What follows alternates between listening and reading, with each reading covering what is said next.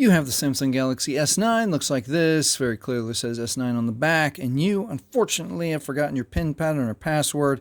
You didn't write it down, and no matter what you do, you can't get into your phone. You know you have to reset the device, so you try to turn it off, you hit power off, and it won't let you even turn off the phone. So let's learn how to get by all of that and reset the phone so we can use it again. So we're going to hold volume down, power, and side button at the same time. Volume down, power, volume down, side button, power. As soon as the phone turns off, we're going to let go, and then we're going to hold everything the same except for volume up this time. Volume up, side, and power, and we're going to let go as soon as we see the Samsung logo show up. There we go. It's a little bit of finger gymnastics. It might take you a couple of times to get the timing just right.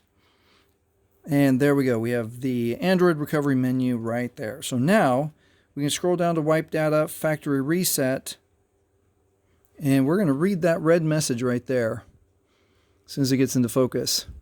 If your phone is reset, you may need to enter the Google account information, email address, and password associated with this phone to be able to use it again. So what we've done is we've erased the lock screen, the security screen, the peeping eyes, prying eyes out. We have not erased the security features inside the phone, like Find My Device.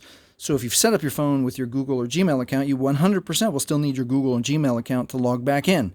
So with that said, let's continue. We're going to hit OK for power, and then it asks us to confirm. Wipe all user data. This cannot be undone. We're going to scroll down once with volume and then OK with power. And we'll be able to see down here that the data wipe is complete. Now it is safe to reboot the system. Hit power to reboot. If this has helped you, please like, please subscribe. Thank you very much for watching. And if you want a tip on how to make your S9 actually run faster, watch this video right here next.